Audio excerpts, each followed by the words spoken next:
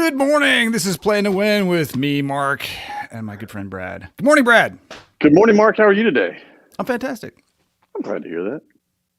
That's fantastic that you're fantastic. Yes, many people tell me that. If Mark's not happy, nobody's happy. I think it's the rule. Yeah, that's not the rule I've heard. No? What'd you hear? I've always heard if mama's not happy, ain't nobody happy. I don't know your mom. That's right. Could be right, though. Yeah. Keep mama happy. Well, so what's on your plate this week, man? Where are we? This is the beginning of February. Actually, February 1st. And we're already in to, the second month of 2021. I got that right? That's the right year. You're correct. I was saying 2011 for a lot of the first week. I was like, in 2011, I need you guys to think of. And they're like, Mark, no. Mark got kicked in the head by a mule. That's right. Well, I got the one right and the 20. And yep. Anyway. Yeah, man. So it's going to be a good week. It's going to be a full week. Got a lot of fulfillment, a lot of training going on this week, and got some great opportunities to advance to the next step. So it should be a very fun, exciting week. Yourself? It's all moving right along. I'm getting those things that I wanted to happen. I'm getting people. I got a lot of connections, a lot of activity. Things are moving back that are sort of like expected on the bounce. We went kind of down for the holiday and back. I feel pretty good about my personal execution in the weeks leading up to now. I think I set proper expectations, and I hit my goals. I didn't destroy them. I did not do that. I did not destroy my goals, but I think I knew going in that I was going to have headwinds for things that took my attention. And so feel pretty good. And I'm seeing that in other people's worlds as well, that there's lots of opportunity. People are moving forward. We've got lots of uncertainty floating around in the news still, economically and politically. But it looks like in the business landscape, it's a regular season game, and we're just going after it. Yeah. It has been interesting to see how the trajectory of activity has changed. From November, December, there was a lot going on, but it seemed to be at a level 5 or so. January kicks off, and once again, everybody's okay. Let's go. I mean, even those folks that have a fiscal calendar that's different than the calendar year, the tenor around the last 2 weeks of the year always seems to be a little different paced. And so that's a great point. Because I would probably we talked about this, especially in the end of the year, the mentality of the year winding down, the fiscal year, and financial periods. They do affect us, but they're entirely man-made constructions. And I do think it is probably more important to understand the human construct there. That is understanding how the seasons affect your world. How does just the ebb and flow of energy in the world work, and how can you use that to your advantage? And to me, I observe a strong resurgence. I mean, warts and hair on it that you have to be aware of, but I don't think this is at all a time to pull a punch. I think this is time to hit hard, know that it's not always going to land, and go hit hard again. Yeah. I mean, and there's people out taking risks. There's people out trying new things, pushing a little bit harder. I've got some good friends who are going into new opportunities, new developments. And, there's some nerves and anxiety, but at the end of the day, if you're not pushing, if you're not trying, if you're not starting something new or continuing to swing for the fence, you're going to find yourself in a place of mediocrity. So we're in Houston, and we are. I don't want to make this reference so obtuse that people not in Houston don't get it, but I think there's a lot to pull apart, and I don't know exactly where this is going to go. So for people listening, that this is not teed up, and there's no pre-planned punchline here, but we have a new head coach in Houston with the Texans, and he's got an interesting, and I would argue very unenviable task ahead of him, and that is to come into a city that has been very demoralized by the destruction of the morale and enthusiasm of their star franchise quarterback. And after the new head coach was announced and hired, well, hired then announced, I guess is the right order. He did ask officially for a trade. So he's got David Culley. I think I got that right. He's got a big job, and that is to go win with a team that, by team, I mean maybe the whole locker room, all the fan base, the whole city, who's, maybe not trying real hard right now.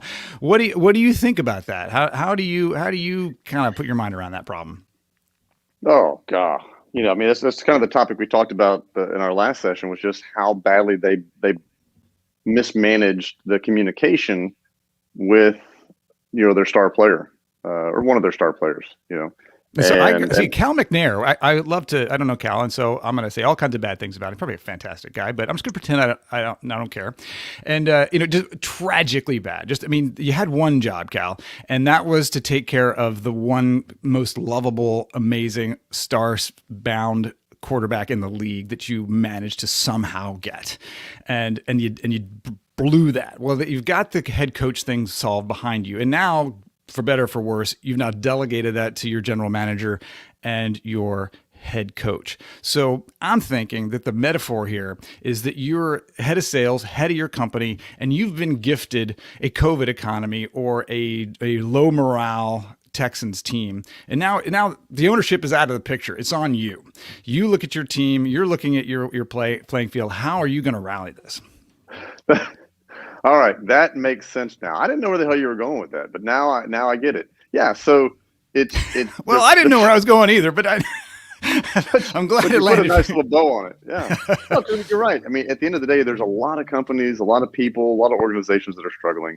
A lot of them that don't know what the future holds, and so yeah, how do you rally the troops? How do you create a message of, we're in this together. There's the hill we're going to go take. Here's how we're going to take the hill. Let's go step by step by step.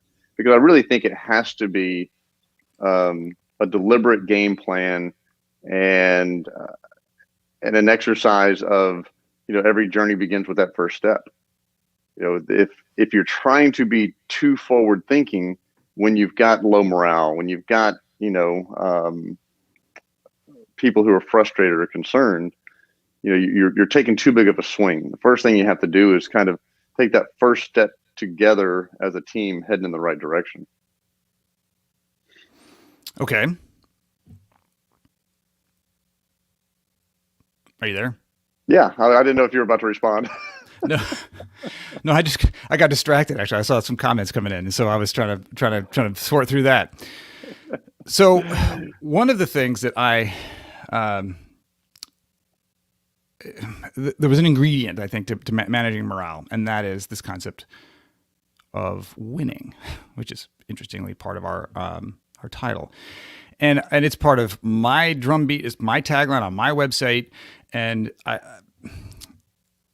it seems like so obvious that it's stupid, right? And so Jocko Willink actually had a very similar question. I believe it was from another military leader. If you don't know Jocko, he's a former Navy SEAL, and he really talks about grit and competition, and he's a very hard-edged military, masculine presence to discipline and getting up way too early and doing impossible tasks.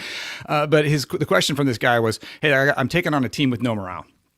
What do I do? And his answer was like, well, just start winning. And I'm like, and so I had to unpack that a little bit, and I've observed how that works in the real world. And he said, look, what you have to do is figure out what it's going to take. And like, there's really no substitute. Like, you cannot just sort of like console yourself in crappiness and have morale raise. That's not a thing. You're going to have to figure out what it takes. It's like, look, when we started, I think it was one of his teams, he said, look, we started right away, getting up early, working late, and everybody was in total low morale state. And he's like, well, but this is the ingredients I know are going to help us win. And as they started gaining traction, all of this burden of the heavy work and the things that were really irritating them at first turned to badge of honor. Like, of course we're winning because we got up an hour early and we did all kind of stuff that no one else wanted to and would do. And so what that means to me is that you really do have a burden of results, which is not guaranteed. Like you cannot like read your way and sort of pray your way into results if the raw ingredients are not there. Results have to be there. But that may start with you making a sacrifice, and that might start with some tough love, and that might start with some real embracing of your reality and doing something uncomfortable with a commitment to a small win of some kind to build some momentum. I couldn't agree more. I mean, that's where every journey begins with one small step, because every step should be viewed as a success, right? Because you can't wait for the scoreboard at the end of the game to say we won or we lost and now we feel good or we feel bad. It's literally what are you doing every single day, and are we celebrating those small victories? And are we tracking, monitoring, and measuring how they're going so that we know if we're on track or off track? We often use the analogy, when NASA wanted to go to the moon, as soon as they push the launch button, every second there's data being pumped back and forth, right? Yeah. It's that continuous feedback loop. Because they didn't just say, hey guys, you're going to go hit the moon. We'll talk to you in, 48 hours. Every second there was constant feedback. And so there was a consistent adjustment on the way to make sure that they never strayed too far offline. Because, if you're 1 degree offline as you take off from Earth, you're going to miss the moon by, 10,000 miles or something. And so when we look at having a team that's got low morale, that's defeated, that's struggling, we have to find ways to celebrate the small victories. I maybe agree. It has to be paired up with two things. Just two things. You've got the celebration, but you've also got the first step. And I think a lot of people get stuck with a fear of making a change, fear of doing something. It's hard right now. How could I ask more of the team? Well, that might be your only choice. You might have to ask even more of your team right now to do something that actually starts to work, that earns you the right to get to that next win. And as a leader, if you know that things need to change, right, and you have people resisting the change, you have to make tough decisions sometimes. Absolutely. You can either pull them aside and say, hey, look, I really need you to rally behind me. I need you to have blind faith that this is going to work, and I need you to commit to doing what I'm going to do. Or you may have that conversation that says, look, this is not optional. I'm not suggesting that you do what everybody else is doing. I'm saying this is what we're all doing. Are you with me or are you not? Because when it comes time to change, too often, I'm talking to a company right now that COVID annihilated one of their core pieces of business. And so the owner's trying to shift the sales team to focus in a different area. And half the sales team has just said, that's too hard. I'm just going to wait. Man. And in the meantime, they have almost no revenue over here. They're making almost no money for no commissions earning. And the very beginning, it shouldn't have been, hey, if you want to come over play in this sandbox, we'd love it. It should have been, hey guys, stop, pivot, go. So I got two stories come to mind. So the first one was both long before this. One was that I did a small acquisition, a small IT services company. We purchased and brought them in, and there were a couple of folks that came on board, and there was a lingering sense of resentment about how things had been handled up until that point. And there were really three people involved, we'll say, and two of them were the ones I was trying to kind of get enrolled in the future, and one of them was sort of a cause for concern for them. And that we were struggling with sort of like how to deal with this. And one day I just sort of clicked that we needed to make a change. And in the back of my mind, I didn't really know if the change would work that I was asking for, but I knew I had to make a commitment to it. And this is the thing I actually, the drumbeat of leadership is like, it's not about being right. It's about being able to own the outcome, whatever it is. It's like, make the call and own what comes from this. And so what I said is, look, this guy you're concerned about, he's in the picture. You need to get over that. The past, that's your past, not my past. And the future, I'm leading. You need to get all in on this or all out. And I need you to do that. I think I gave him like by Friday. I didn't give them a very long window. And Yeah. what happened was one person opted out and one person opted in. And the person that opted Hmm. in was with me for years and years, and we've stayed great friends. And it was absolutely the way to end the ambiguity and Yeah. cut bait on what wasn't working. The second story I have that I think ties into the same thing was when I had a situation where I had two people doing work that was substandard, and they were. I would say it out loud. I would say, I think they're creating more problems than they're solving. And the plan was to replace both of them. Or no, actually, it wasn't. The plan was to replace one of them. We were trying to figure out which one because we knew we were making some. One of them was worse than the other, and the service manager and I had been going back and forth on this, and so one day it just hit me. I did the math. I call it the emotional calculus. I said, well, wait a minute. These guys are making more problems than they're solving. Well, if we get rid of them, won't we have less problems? And so I said, let's actually double down. Let's remove both of them and replace them with one good one. And that'll solve our kind of economics problem, our what do we do first, our problem of change or too much change. And he was like, are you kidding me? And I said, nope, that's our plan. And we did it, and we crushed our goal. There was so much rally around that. You know, I couldn't agree more. I mean, I've never, in my 17 years of working with owners and leaders, I've never had anyone ever say, God, I really wish I hadn't fired that person. Yeah. I've only ever heard people say, I wish I had done that sooner.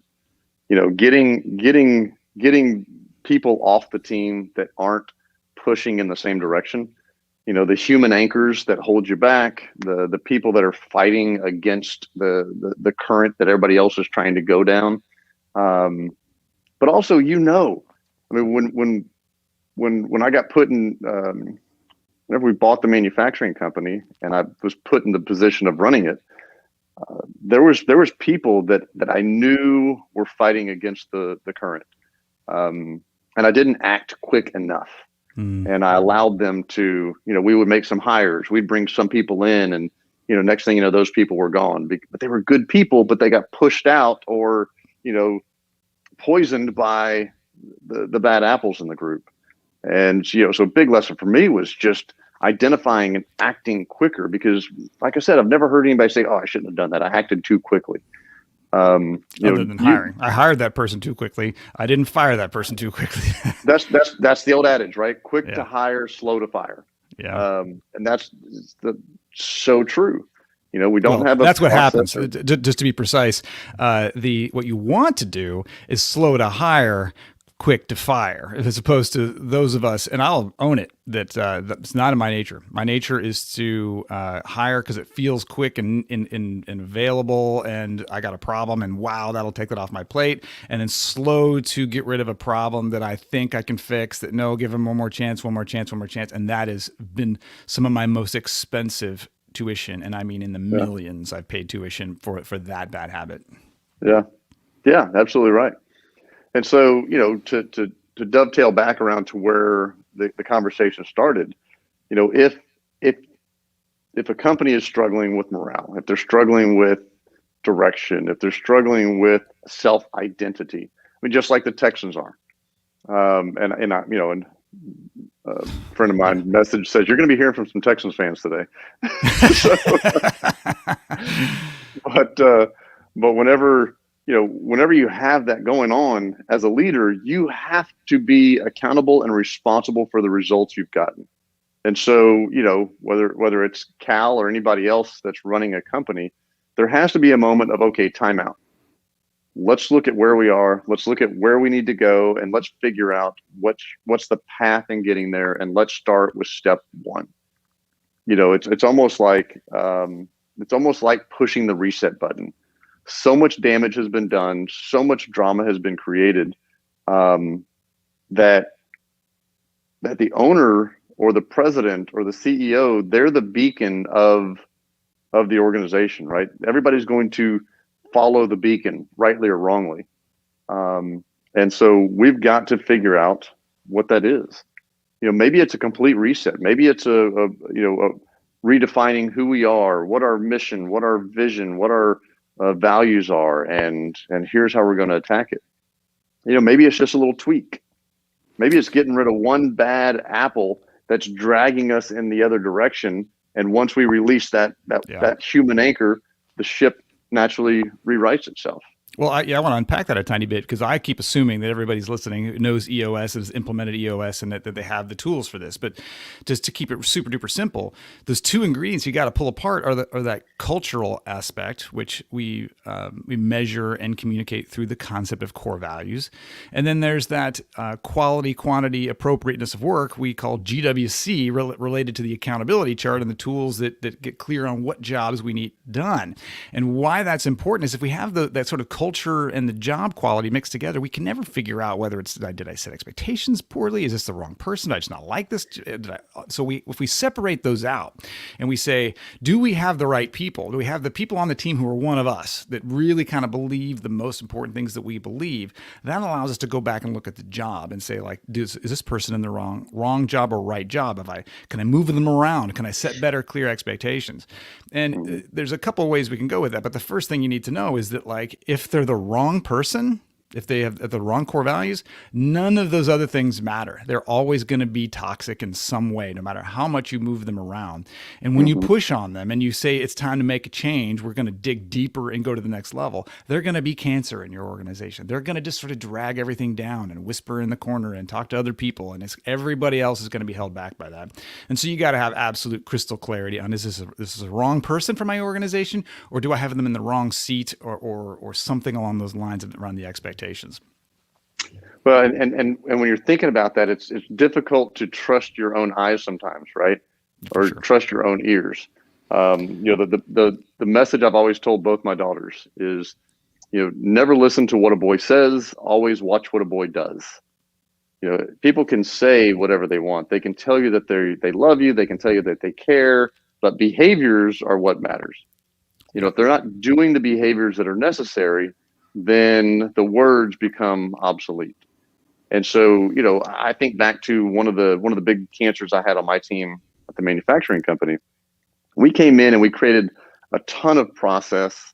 We created a lot more structure and tracking and methodology from the moment a new client or prospect calls, all the way through to shipping and receiving and processing NCRs if there was a problem.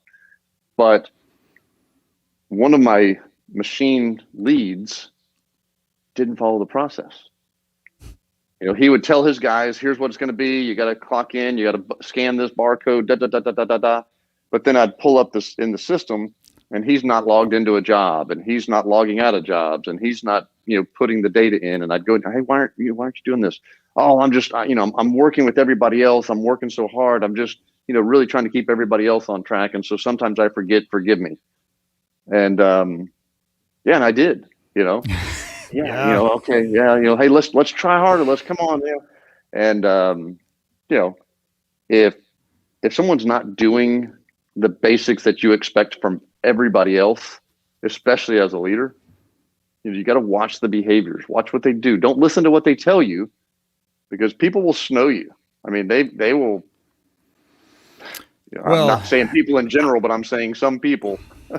I agree 100%, but I want to raise the bar on leadership on that. I want to say, you're the leader. If you're snowed, it's you. You got to look in the mirror. You got to raise your game as a leader and a manager. You got to be able to ask the question, do they meet the core values? Did I run the people analyzer on that? Did I establish the core values? Did I broadcast the core values? Did I give them a chance to even know what they are? And then did I look at the job? And am I looking at the numbers? Is there a scorecard? Did they hit their numbers?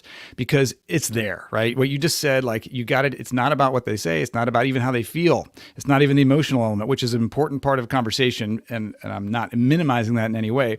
But what you pointed to that's so crystal clear is, in the end, what happened.